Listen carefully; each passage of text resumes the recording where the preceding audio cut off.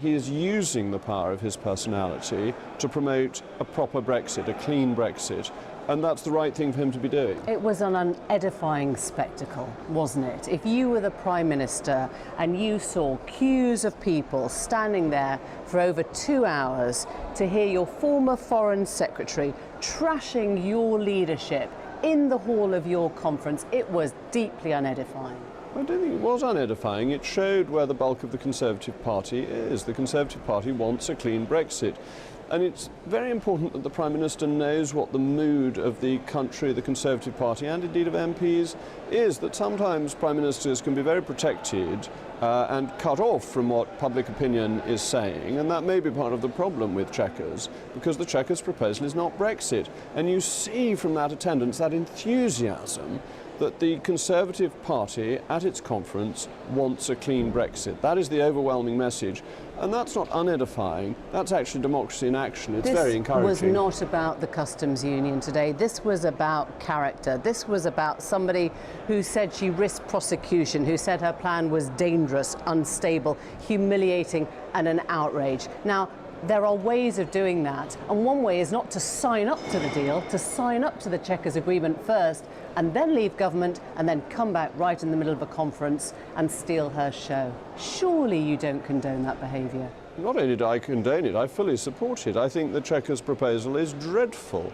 I think it is not Brexit, and it's very hard to see how it could work without us being the vassal state, which is the outcome that all of us have wanted to avoid. So Chequers is a really rotten proposal, and Boris Johnson is saying that, and he's quite right to say that. Do you fully support it? Do you fully support him? Does he have your backing?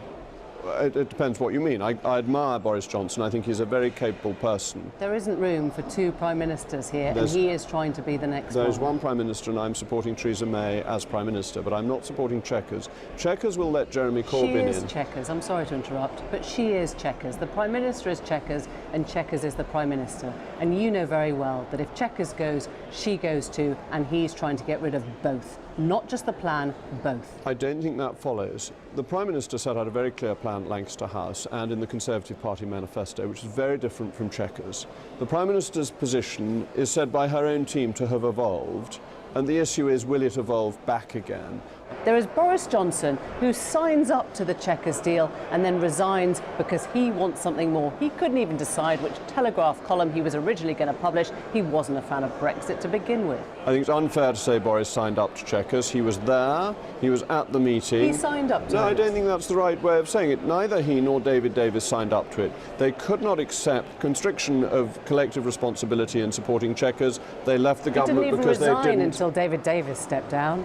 He took time to resign. That's perfectly reasonable. He had resigned within 48 hours of Chequers. I think that really is splitting hairs. It was her Brexit secretary, wasn't it, Dominic Raab, who said, if I told you 3 years ago, you know the quote, we were going to end free movement, stop the vast annual budget contributions, leave the single market, get out the customs union, blah, blah, blah, blah, blah, you'd have bitten my arm off. Now, that's the truth. For most people, this is what they imagined a Brexit could be. Why does it have to be something that now brings down the government? I tend not to be a great one for biting people's arms, but leaving that to one side... Biting people's arms off? Yes, I'm certainly not going to bite them off. Right. I'm not a cannibal. But leaving that to one side, the issue here is that actually Chequers leaves us within the single market, leaves us as a rule taker, leaves us de facto subject to the European Court of Justice, and these weasel words on not having vast payments. How big are these payments going to be if we're signing up to the acquis communautaire for goods and agri-foods? This is an That question isn't even answered.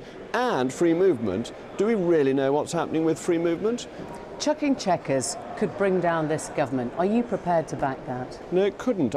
You're ignoring the 2011 Fixed-Term Parliament Act. Because I don't believe that counts. I think if Chequers goes, then Theresa May has to follow. I don't see how she can stay in the job when everyone has manifestly shown they have no confidence in her judgment. They have no confidence in one particular policy. They have confidence in other policies. But this policy has come from a policy that had widespread support. Even as far as the Mansion House speech, people like me were willing to compromise, willing to go along with it. And that then turned into Chequers, which is not properly leaving the European Union. If it's a choice between Chequers or Boris Johnson as the next Prime Minister, where would you go? People offer all sorts of choices. People have said Chequers or Jeremy Corbyn. Well, I'm offering Chequers or Boris Johnson right now to you, Jacob Rees-Mogg. Where is your support? Yeah, but it's a false choice. That I'm going to vote against Chequers if Chequers is presented to Parliament because it is not Brexit, it is not delivering on the referendum result, and it's not delivering on the Conservative Party manifesto. I think MPs, all politicians, have to maintain faith with the electorate, and Chequers, to my mind, does not do that. Jacob Rees-Mogg, thank you. Thank you so much.